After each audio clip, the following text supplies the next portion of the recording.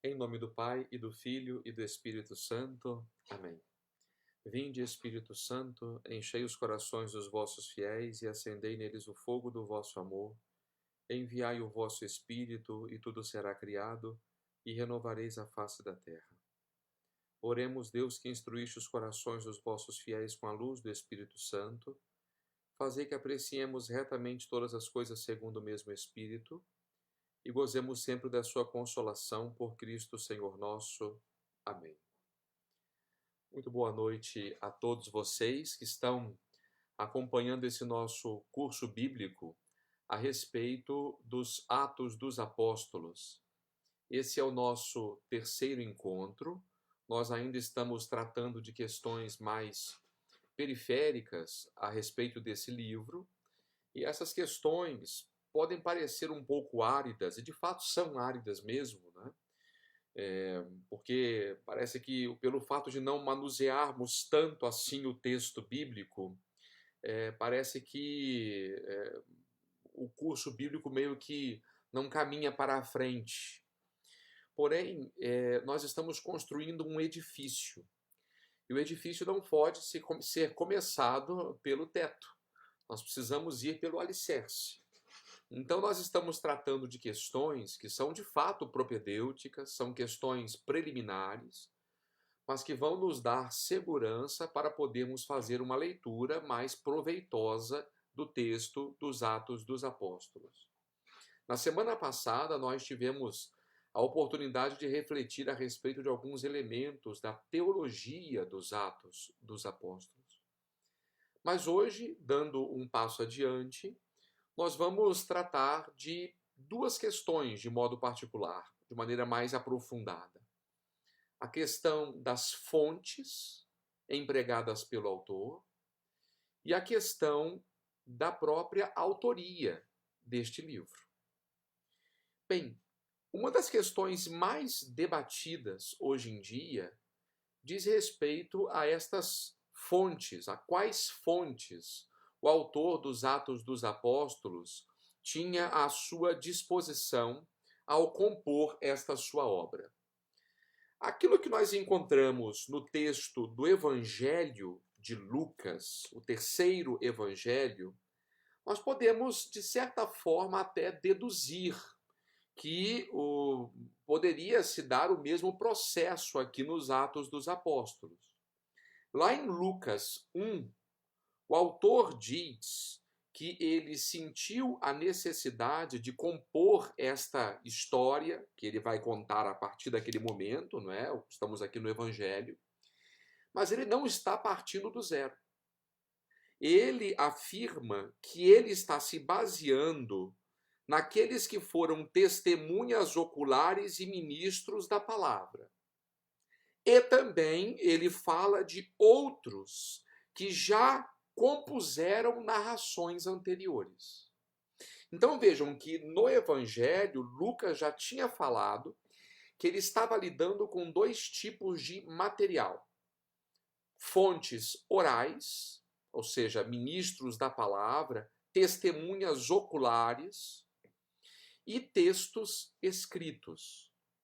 Agora, de fato, nós temos uma grande dificuldade de determinar o que provém desta tradição oral e o que provém de uma suposta fonte escrita. Bom, aquilo que nós falávamos a respeito do Evangelho, sem dúvida alguma, nós também podemos, por analogia, aplicar aqui ao texto dos Atos dos Apóstolos.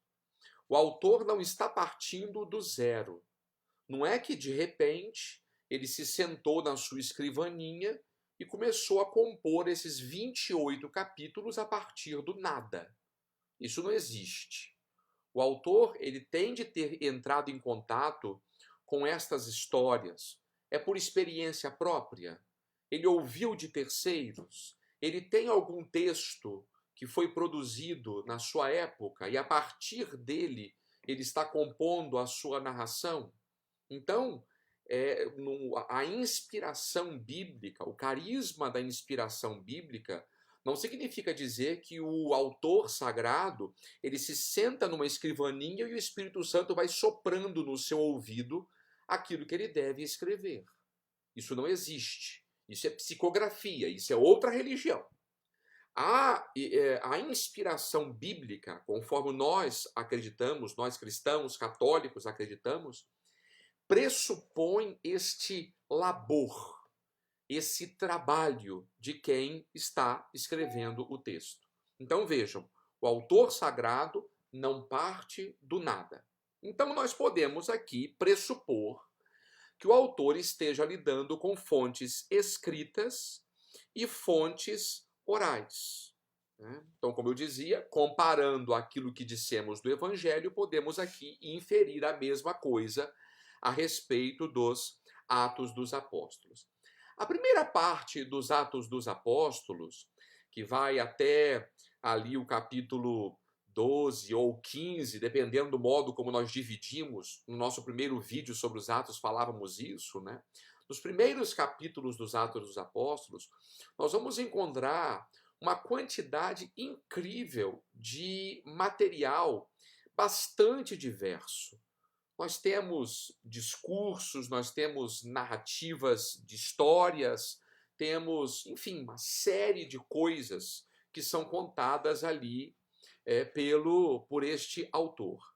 Alguns autores começam a ventilar, então, a hipótese de o que seria, de qual a proveniência dessas fontes. Ventilou-se a existência de uma fonte proveniente de Jerusalém.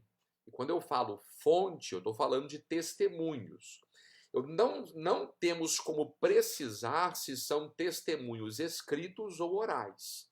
Seja como for, esses testemunhos provenientes da cidade de Jerusalém narravam justamente o início da expansão do evangelho ali, naquelas regiões. Depois, alguns também supõem que nessa primeira parte dos Atos dos Apóstolos esteja uma suposta fonte antioquena. Em Antioquia também havia um importante centro de difusão do cristianismo. Inclusive, o próprio Paulo se estabeleceu na primeira parte do seu ministério apostólico, juntamente com Barnabé, em Antioquia, e dali eles partiram para a sua primeira viagem missionária. Então, os autores começam a ventilar estas hipóteses. Uma fonte proveniente de Jerusalém, uma fonte proveniente de Antioquia. Agora, não sabemos determinar se eram escritas ou orais. Seja como for, não podemos nos esquecer daquilo que nós já tínhamos dito quando falávamos a respeito dos evangelhos. O texto, ele, antes de ser colocado por escrito, ele é contado de geração em geração. Vejam aqui o seguinte, a respeito da datação dos Atos dos Apóstolos, mais adiante, ainda hoje, nós falaremos um pouco disso, mas os Atos dos Apóstolos, sem dúvida alguma, foram escritos após o terceiro evangelho. Inclusive, o início da obra dos Atos dos Apóstolos faz referência a uma primeira narração, ou seja, está se referindo ao evangelho. E aquilo que eu dizia sobre o evangelho também se aplica aqui a respeito dos Atos, ou seja, o texto, antes de ser colocado por escrito, ele é contado. As histórias são conservadas na memória das pessoas. Agora, ao contarem as histórias, os primeiros cristãos não apenas davam informações históricas, mais do que isso, eles interpretavam a história. Eles ajudavam a perceber o significado teológico dessas histórias. Então, seja como for, também o texto escrito, ele tem a sua origem numa tradição oral. O que é o texto escrito? É a cristalização de uma parte dessa tradição oral. Então, uma parte é colocada por escrito, nem tudo é colocado por escrito. Sem dúvida alguma, havia muitas outras histórias que foram deixadas de lado, porque é impossível contar todas as histórias, relatar tudo. Não era este o objetivo do autor dos Atos dos Apóstolos, tá? E com relação a aquilo que chegou nas mãos de quem escreveu esse texto, né? Se ele recebeu um texto escrito, não quer dizer também que ele tenha feito um Ctrl+C, Ctrl+V, né? Hoje em dia, os trabalhos escolares fazem isso, né? Os autores antigos, pelo fato de se servirem do texto de terceiros, eles não simplesmente copiavam, eles davam também o seu toque pessoal. Eles modificavam a partir dos seus interesses pessoais. Então, era um trabalho também autoral, podemos dizer assim, a manipulação que eles faziam desses textos. Tá? Uma segunda questão que os autores debatem, mas não há consenso entre os autores, porque, como eu dizia, o que nós temos é o texto dos Atos dos Apóstolos. Nós não temos aqui nenhum manuscrito que tenha servido de base para o autor dos Atos compor esta história. Não, isso se perdeu, né? Então, o que nós temos é esse texto final que está nas nossas mãos. Então, estamos trabalhando com especulações, com elucubrações. Então, estas fontes, elas foram conservadas em que língua? Bom, antes de tudo, precisamos entender que o aramaico era a língua corrente ali na Palestina, juntamente com a língua grega. Sem dúvida alguma, muitos judeus e cristãos ali nesse ambiente da Palestina falavam o aramaico, como o próprio Jesus falava. É o caso, por exemplo, de Paulo, que muito embora tenha escrito todas as suas cartas em grego, sem dúvida alguma ele tinha condições de se expressar em língua aramaica, né, que era a língua do seu próprio povo. Né? Então, é o caso, por exemplo, de Pedro. Né? Sem dúvida que Pedro, assim como Jesus, né, muito provavelmente se serviu do aramaico para poder fazer as suas pregações. Assim também Pedro, da mesma forma, era essa língua falada por essas pessoas. Então, nesse primeiro estágio, podemos dizer assim, nessa primeira, no início da pregação do Evangelho, seguramente o aramaico tinha um papel extremamente importante. Uma segunda língua, que obviamente não podemos ignorar, é a língua grega. Também a língua grega era aquilo que ainda mais do que o inglês é hoje, né? A língua franca, é a língua internacional, não é? Por isso que muitas pessoas, mesmo estando ali na Palestina, usavam o grego por razões comerciais, por razões das mais variadas. Então, era a língua falada. Vejam que os primeiros cristãos, São Paulo, se comunicava nesta língua com fluência também, escreveu as suas cartas nessa língua.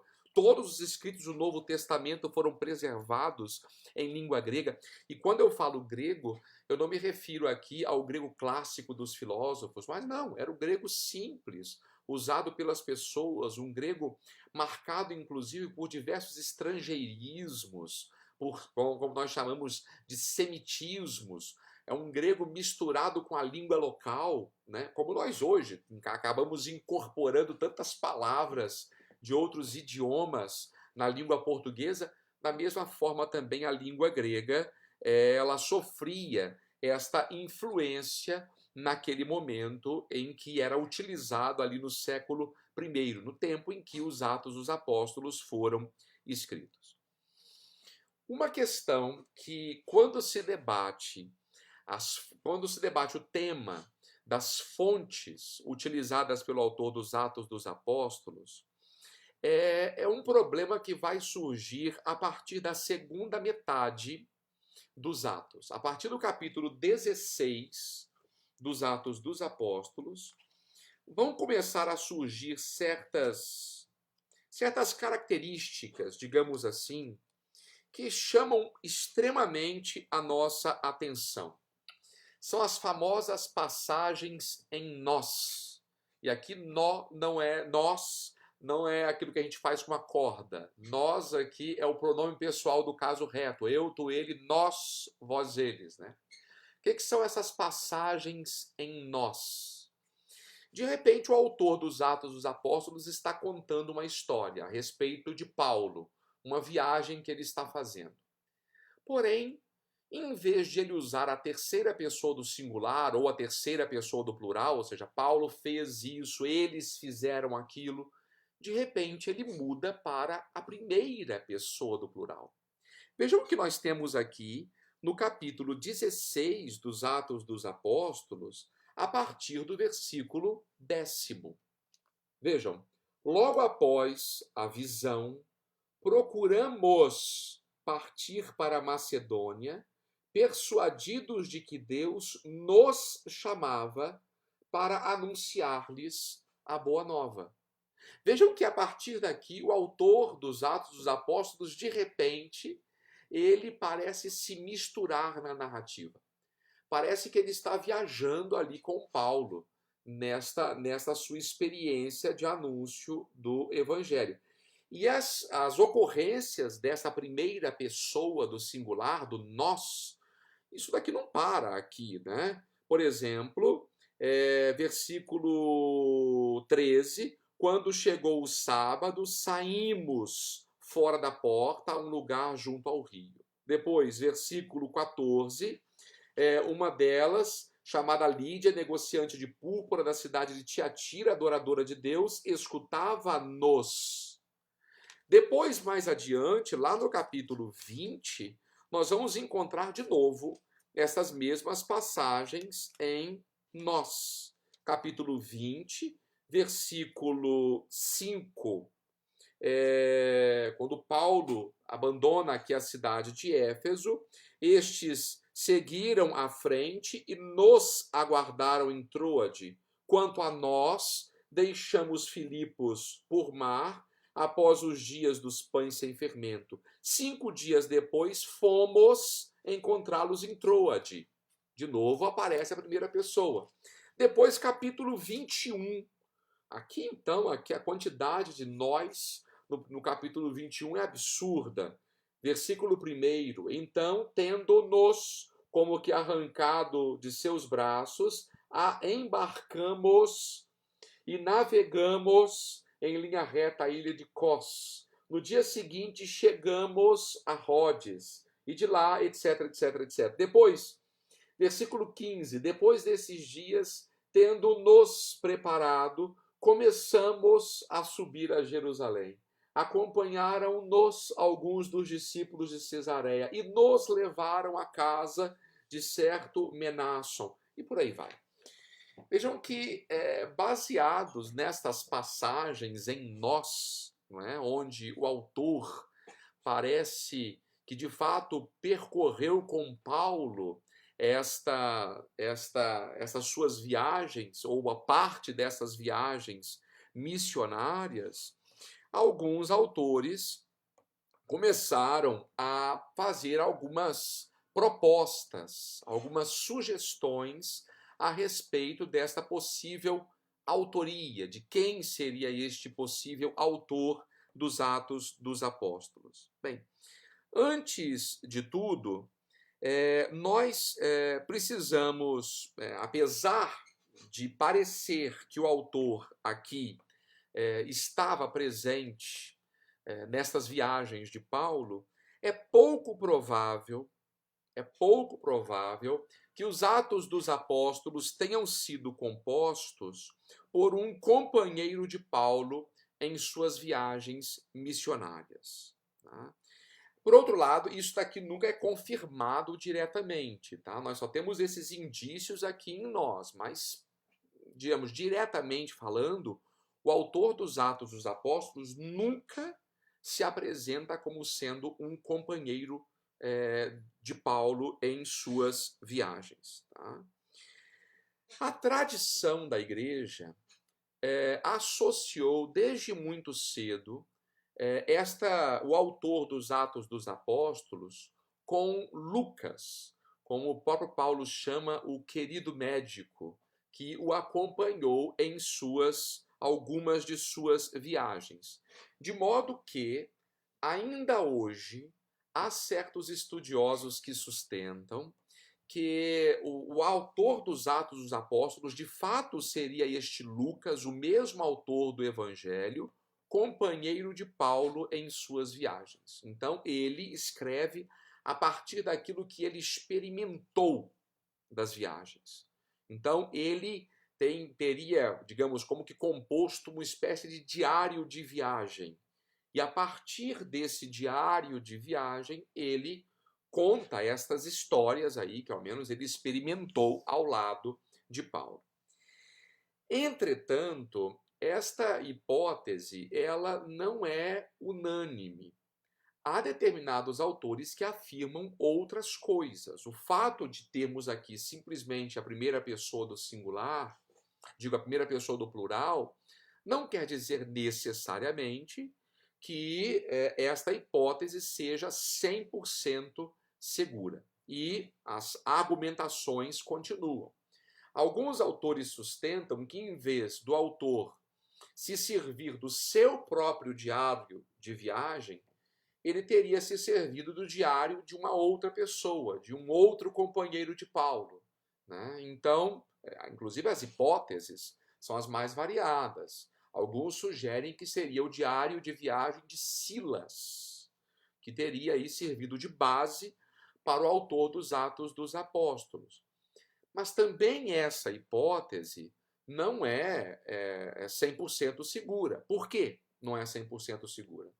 Porque se o autor se serve das palavras de um outro, seria normal que, ao longo do texto, se percebesse essa mudança de estilo, mudança de vocabulário, todas as vezes que o autor pegasse o texto de uma outra pessoa. Vejam, por exemplo, nós somos professores e às vezes damos um trabalho para um aluno e eventualmente ele se esquece de colocar as fontes, né?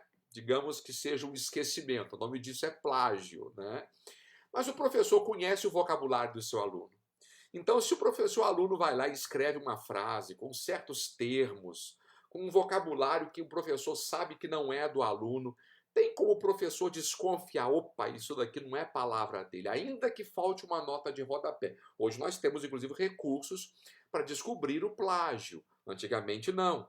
Mas nós conseguimos perceber que o tom mudou, que o vocabulário mudou, que não é o estilo daquele autor. Qual é o problema aqui?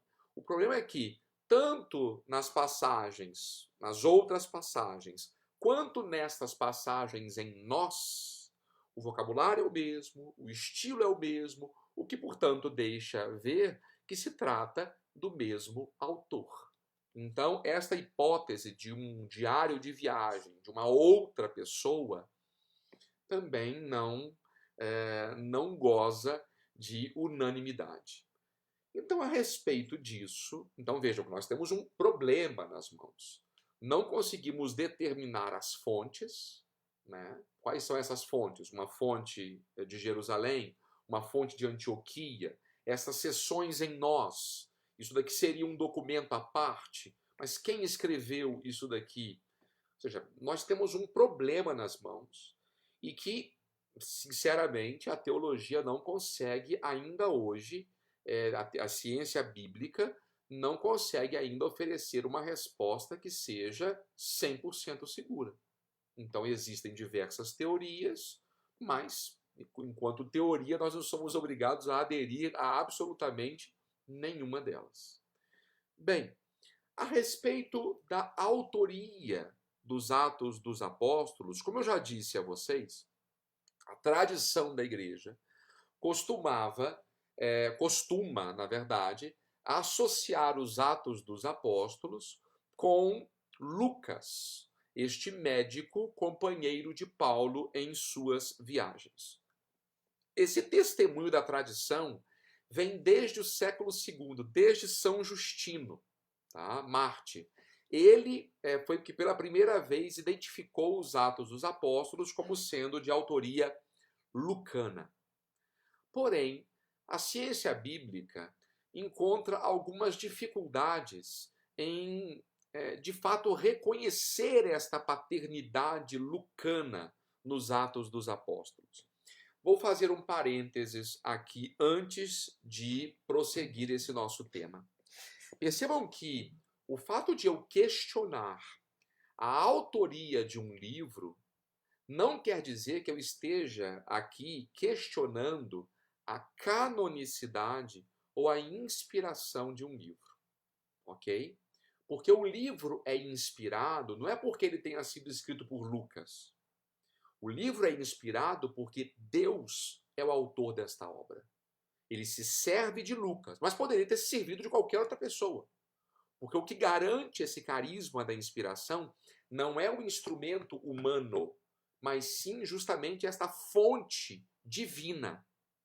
É porque o livro tem Deus por autor e desta forma ele foi entregue à igreja, então por isso nós sabemos que ele é canônico. Então vejam, voltando agora aqui ao nosso discurso, se nós, através da ciência bíblica, de repente descobrimos que eventualmente não foi de fato Lucas quem escreveu os Atos dos Apóstolos, o que muda no valor desta obra para nós? Absolutamente nada. Continua a ser palavra de Deus, continua a ser inspirado e vamos tratar esse livro com o mesmo carinho e o mesmo respeito. Então, a autoria humana não muda em absolutamente nada a estima, a consideração, a veneração que nós temos pelo escrito sagrado. Bom, por quê? Quais são os argumentos que os autores atualmente usam para negar esta paternidade lucana aos Atos dos Apóstolos? Como já vimos, existem autores que ainda hoje afirmam que de fato é Lucas quem escreveu os Atos dos Apóstolos. Nós podemos acreditar nisso sem problema nenhum, isso não prejudica a nossa visão. Agora eu quero apresentar a vocês algumas visões, o contraditório. O contraditório também é importante, ainda que a gente não concorde com ele. Mas a gente tem de ouvir esses argumentos com seriedade, com respeito. E depois nós teremos capazes de fazer um juízo equilibrado sobre esse tema. Então, por que os autores acham que Lucas não poderia, o companheiro de Paulo, não poderia ter escrito os Atos dos Apóstolos? Primeiro argumento. Existem certas informações que Paulo nos dá nas suas cartas que são completamente distintas daquelas que nós encontramos nos Atos dos Apóstolos. Por exemplo, em Atos 11, se fala de uma suposta ida de Paulo a Jerusalém antes do concílio de Jerusalém, que vai ser relatado em Atos 15. Porém, na carta aos Gálatas, o próprio Paulo diz que ele foi se encontrar lá com os notáveis da igreja em Jerusalém, justamente por ocasião daquilo que seria o concílio de Jerusalém. E essa sim teria sido a sua segunda viagem. Ou seja, ou o autor pode ter se confundido aqui, se foi esse companheiro de Paulo, ou ele não estava muito bem inteirado desse itinerário, desse percurso de Paulo aqui ao longo das suas viagens. Uma outra questão que parece que não fica muito bem clara e há uma certa discrepância, segundo a informação que nós temos nos Atos dos Apóstolos, e nós inclusive lemos esse texto na semana passada, o primeiro pagão entra na igreja pelas mãos de Pedro. Ou seja, isso é importante para o autor dos Atos dos Apóstolos. Mostrar que este mundo pagão tem acesso à igreja através do batismo de Cornélio, em Atos 10, que lemos na semana passada, pelas mãos do apóstolo Pedro. Porém, nós, quando vamos ler as cartas de Paulo, o próprio Paulo diz que entre os apóstolos havia meio que um acordo de cavalheiros. E o que era este acordo? Paulo se responsabilizaria pela evangelização dos pagãos e Pedro e Tiago se responsabilizariam pela evangelização dos judeus. Então, parece que aqui estes limites não foram muito bem respeitados, talvez justamente por esta intenção teológica que motivava o autor ao narrar o batismo de Cornélio. Uma outra questão que não fica muito clara quando nós lemos as cartas de Paulo e os Atos dos Apóstolos diz respeito ao próprio Concílio de Jerusalém, aquilo que nós vamos encontrar em Atos 15. Depois que Pedro vai a Antioquia e acontece lá um desentendimento entre ele e Paulo, os apóstolos se reúnem em Jerusalém para saber como que os pagãos deveriam ser admitidos à igreja. Deveria se impor a eles algum tipo de norma, algum tipo de regra que os judeus observavam? E lá os apóstolos entram num acordo, ou seja, não vamos impor nada além daquilo que é necessário. E o que era necessário, segundo a visão dos apóstolos? Eles deveriam se abster das carnes sacrificadas aos ídolos, lembrando que na antiguidade não havia açougue, tá? As pessoas, quando queriam comprar carne, elas iam aos santuários, onde os animais eram imolados, e lá compravam, adquiriam a carne. Só que, no caso dos cristãos, eles iriam em templos pagãos para comprar carnes.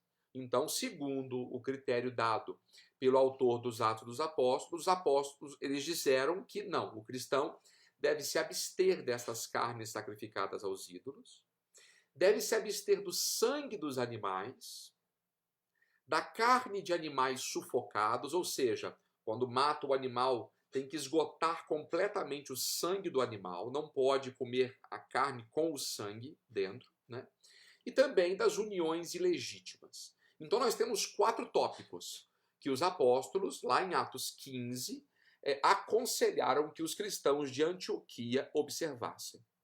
Porém, é interessante que quando Paulo, lá na carta aos Gálatas, no capítulo 2, fala a respeito deste encontro que ele teve com os apóstolos em Jerusalém, Paulo diz que os apóstolos não impuseram nada aos cristãos de Antioquia. E mais, esta mesma questão das carnes sacrificadas aos ídolos, Paulo toca nesse problema lá na primeira carta aos Coríntios, no capítulo 8, dos capítulos 8 ao 10, na verdade. Só que Paulo não cita o Concílio de Jerusalém, né? Seria lógico que, já que houve uma determinação dos apóstolos nesse sentido, seria lógico que Paulo dissesse, olha, os apóstolos decidiram isso assim, assim. Mas Paulo sequer cita o Concílio de Jerusalém. Ele diz, olha, em tese, poderíamos até comer essas carnes. Por quê? O que são os ídolos? Eles não existem, simplesmente. Agora, a minha atitude poderia gerar escândalo para aqueles que são fracos. Então, em nome da caridade, eu abro mão daquilo que é lícito, digamos assim. Então, veja que a argumentação de Paulo vai numa direção completamente diferente daquela oferecida em Atos 15. Então, percebam que esses detalhes mostram que nós temos alguns conflitos entre essas informações que o autor dos Atos nos apresenta e aquilo que Paulo também nos fala nas suas cartas, de modo particular na primeira aos Coríntios e em Gálatas. E as diferenças não param aí. Se de fato o autor dos Atos era esse companheiro de Paulo, portanto um discípulo de Paulo, ele deveria ter presente a teologia de Paulo nos Atos dos Apóstolos. Ele deveria ter se influenciado pela teologia de Paulo nos Atos dos Apóstolos. E isso não acontece. Em primeiro lugar, nós já vemos que existem o próprio conceito de apóstolo, que para Paulo é algo tão importante. Se a gente vai ler as cartas de Paulo, todas elas, ou quase todas, começam quase que como um refrão. Paulo, apóstolo, não por vontade dos homens, mas por vontade de Deus. Paulo começa assim, apresentando as suas credenciais. E por que Paulo faz isso? Porque Paulo teve a sua apostolicidade questionada em sua vida. Pelo fato de ele não ter convivido com o nosso Senhor, não ter sido um discípulo de Jesus de Nazaré, aquele Jesus que viveu na Palestina, etc. Paulo conheceu o ressuscitado, o Cristo glorioso, né? Naquela sua viagem a caminho de Damasco. Pois bem, muitas pessoas diziam que Paulo não era um apóstolo de verdade, que o evangelho que ele pregava era um evangelho macaqueado, um evangelho falseado. Então, Paulo precisava afirmar com todas as letras as suas credenciais de apóstolo. O problema é que, se a gente vai aqui no texto dos Atos dos Apóstolos, somente em 2 ocasiões Paulo é chamado de apóstolo. Lá no capítulo 14, versículo 4, Paulo e Barnabé são chamados de apóstolo, né? 14, 4. Então, Paulo e Barnabé, eles estavam em Icônio, né? Então, dividiu-se, porém, a população da cidade. Uns estavam com os judeus, outros com os apóstolos. Vejam que aqui é uma afirmação bem superficial. Não está defendendo a apostolicidade de Paulo. Aqui se usa como um título. E depois, nesse mesmo capítulo, versículo 14, ouvindo isto, os apóstolos Barnabé e Paulo rasgaram seus mantos, etc, etc. Então, se este companheiro de Paulo, né, chamado Lucas, sabia que isso era tão importante para Paulo, por que ele não afirma isso com todas as letras aqui no texto de Atos dos Apóstolos? E mais, se a gente vai lá no início dos Atos dos Apóstolos, por ocasião da eleição de Matias, né, que vai substituir Judas Iscariotes, eles sorteiam lá o nome de 2 pessoas, não é? José, chamado Barsabás, e Matias. Qual é o critério para escolher o substituto de Judas Iscariotes? Segundo as palavras de Pedro, Atos 1, 21. Vejam aqui. É necessário, pois, que dentre estes homens que nos acompanharam todo o tempo em que o Senhor Jesus viveu em nosso meio, a começar do batismo de João, até o dia em que de nós foi arrebatado, um destes se torne conosco testemunha da ressurreição. Ou seja, tem que ser alguém que testemunhou a vida de Jesus desde o batismo até a sua ascensão aos céus. Ora, a partir desse critério aqui, então parece que o autor dos Atos dos Apóstolos estaria negando a Paulo o título de apóstolo, um título que é muito caro, muito importante, inclusive, para o apóstolo Paulo. Em segundo lugar, uma coisa que fica completamente fora dos discursos de Paulo, de modo particular, é o conteúdo da teologia de Paulo. Todos nós sabemos que, na concepção de Paulo, uma das coisas mais importantes é este fato salvífico de Deus em Jesus Cristo, que apaga os nossos pecados, né, e nos comunica a vida plena. Né? Na concepção de Paulo, isso fica muito claro na carta aos Gálatas, fica muito claro na carta aos Romanos. Toda a humanidade é pecadora, toda a humanidade depende da misericórdia de Deus e depende de ser resgatada por Deus em Cristo Jesus. Ou seja, isso daqui é um pressuposto básico da teologia de Paulo. Talvez a coisa mais importante da sua teologia é esta afirmação. Mas se a gente vai nos discursos de Paulo, a gente não encontra simplesmente esse tipo de afirmação aqui. Por exemplo, no discurso que ele faz no Areópago, em Atenas, né? Lá, para poder convencer aquelas pessoas, Paulo não faz referência aqui a este acontecimento salvífico. Ao contrário, Paulo cita um poeta pagão para poder atrair as pessoas, né? Esse pagão que diz: vós sois da família dos deuses, etc, etc. Ou seja, parece que o autor apresenta um novo caminho. Tá certo que, como eu disse a vocês, essa questão dos discursos presentes em Atos dos Apóstolos, isso daqui é uma construção do autor, né? Porque não tinha ninguém lá tomando nota, não tinha ninguém com um gravadorzinho ouvindo aquilo que Paulo tinha falado. Então é provável que eles tenham colocado nos lábios de Paulo algo que provavelmente era feito para um auditório pagão, né? Agora, seja como for, é interessante que nada dessa teologia tão importante de Paulo tenha entrado no discurso que o próprio Paulo faz em determinadas ocasiões. Uma outra questão que aqui nós entramos no coração da teologia paulina, é a pregação da cruz de Cristo. O próprio Paulo, na carta aos Coríntios, ele diz que quando eu estive entre vós, eu não quis anunciar outra coisa a não ser Jesus Cristo e Cristo crucificado. Obviamente que o anúncio da cruz de Cristo está associado à ressurreição também de nosso Senhor. Isso é fato, né?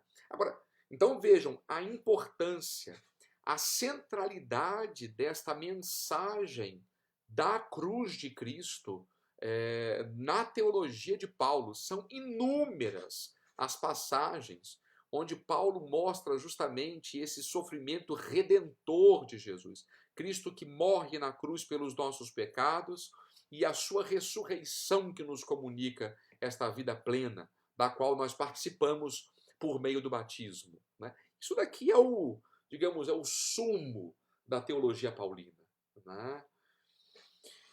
E, de fato, na teologia que é apresentada aqui nos Atos dos Apóstolos, a cruz de Cristo é mencionada apenas 2 vezes. Na primeira vez, lá em capítulo 13, quando se fala que a cruz de Cristo foi pré-anunciada no Antigo Testamento. Primeira ocasião. Veja, não é que está construindo todo um discurso sobre a importância da cruz de Cristo. Não, simplesmente diz que aquilo ali não foi um acontecimento qualquer, mas que foi profetizado. E, em segundo lugar, lá em Atos 20, versículo 28, quando se diz que a igreja de Deus ela foi adquirida com o sangue de Cristo. É a segunda referência que nós temos à cruz de nosso Senhor. Tirando isso, nós não temos afirmação nenhuma, digamos, de peso, né, desta teologia paulina. Pensem bem, um autor que é discípulo de Paulo, que conviveu com Paulo, que acompanhou Paulo em suas viagens, ouviu suas pregações, a probabilidade de ele se deixar influenciar pela pregação de Paulo é muito grande, né? Ou seja, já que Paulo, inclusive, é este grande herói a partir da segunda metade dos Atos dos Apóstolos, seria mais que natural que o autor deixasse transparecer ali naquelas páginas um pouco da sua teologia, um pouco da sua pregação, né, que certamente forjou esse próprio discípulo. Mas, curiosamente, não é isso que nós temos. Nós temos aqui algumas afirmações bem genéricas, e como eu já disse a vocês, essas informações não refletem este centro, este núcleo da teologia paulina. Então, o que nós podemos concluir a respeito desta autoria dos Atos dos Apóstolos? Bom, nós temos duas correntes aqui. Por um lado, nós temos a tradição da igreja, que desde o século II afirma que, de fato, é Lucas, o companheiro de viagem de Paulo, quem compôs os Atos dos Apóstolos, né? Aliás, quando falamos de tradição, vejam, século II, ou seja, é um testemunho antiquíssimo esse daqui, tá? Então, a gente tem que levar em consideração também isso daqui. Agora, por outro lado, nós também devemos levar em conta estas dificuldades que aparentemente o texto nos apresenta. Como eu disse a vocês, se não essas sessões em nós, se não eram um diário de viagem da própria pessoa, se não era um diário de viagem de um terceiro, por que ele escreve na primeira pessoa do plural? Hoje em dia, alguns autores acham que isso daqui era uma espécie de estilo literário, era o modo como as pessoas narravam as viagens para deixar a história mais empolgante, mais, digamos, mais envolvente. Não é? Então, as explicações, obviamente, ainda hoje não dão conta deste problema que nós temos nas mãos.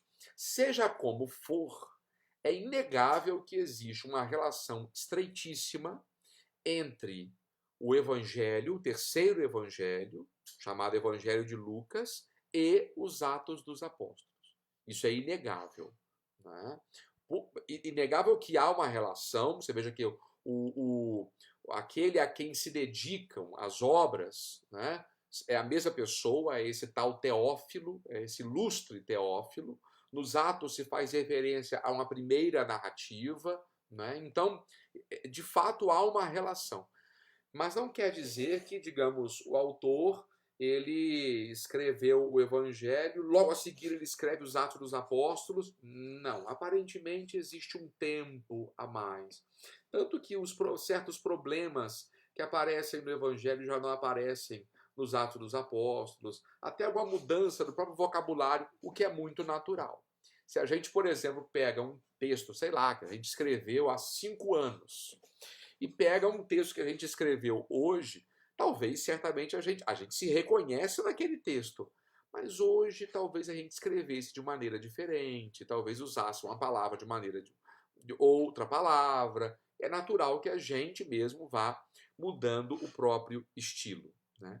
Seja como for, então esta obra ela é atribuída a este Lucas, a quem é dada a paternidade tanto do Evangelho quanto dos Atos, mas eu quero que vocês considerem que esse não é um problema resolvido. Né? Em alguns livros, manuais de teologia ou de introdução à Sagrada Escritura, que eventualmente vocês pegarem para ler e para se aprofundar, se vocês eventualmente lá encontrarem que o autor não acredita que tenha sido este Lucas, que é citado aí nas cartas de Paulo, o autor dos Atos, não se escandalizem. Tá?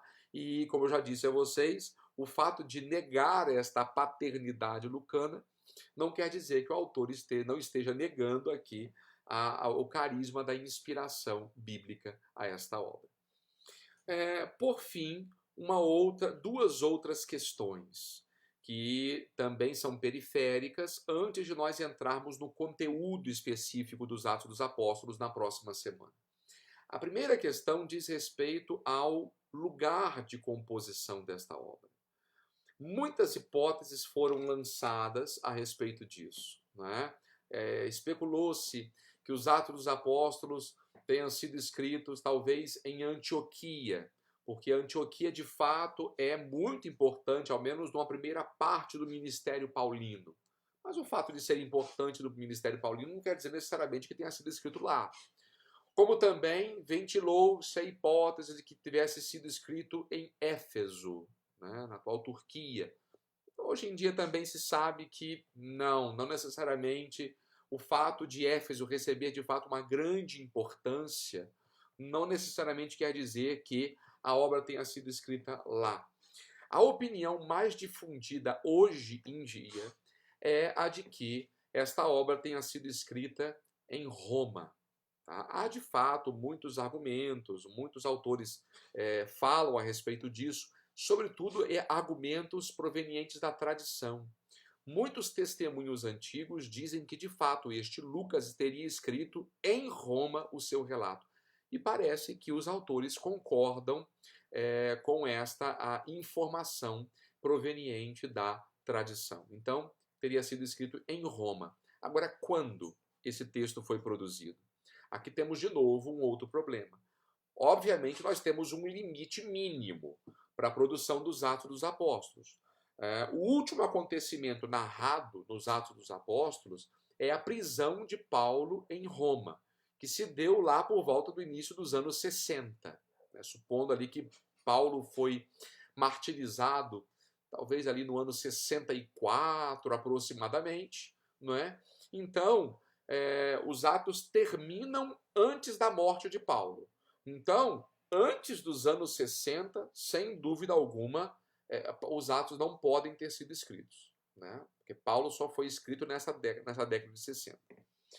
É provável, inclusive, que Paulo, por aquelas indicações que nós temos aqui, que esse texto seja, inclusive, posterior, né? É posterior ao Evangelho, né? Se nós consideramos que o Evangelho é escrito nos anos 80, aproximadamente, então também nós vamos colocar ali os Atos dos Apóstolos entre os anos 80 e 90. A localização temporal, a localização espacial, isso é algo importante. Como eu disse a vocês, um autor não escreve, um autor antigo pelo menos, ele não escrevia simplesmente pelo prazer de escrever. Ele escrevia tendo diante dos olhos uma comunidade de pessoas de carne e osso, com problemas reais.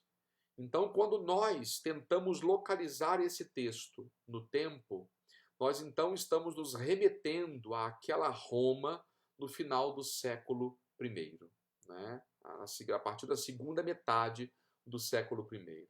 Então já passou a perseguição de Nero, os cristãos já são olhados com desconfiança, houve já uma ruptura entre cristianismo e judaísmo, os cristãos foram expulsos da sinagoga. Então nós temos diversas questões aí que vão nos ajudar a perceber algumas informações que nos são dadas pelo autor dos Atos dos Apóstolos.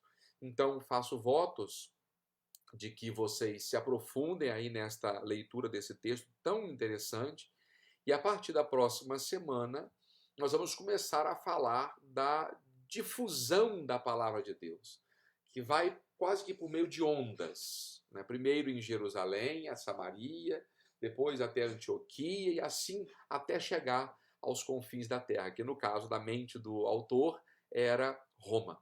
Então, vamos continuar a ler, vamos continuar a acompanhar esse nosso curso para que a gente descubra a riqueza, a beleza que contém a palavra de Deus, de modo particular, os Atos dos Apóstolos. Deus abençoe a todos e até a próxima semana, se Deus quiser.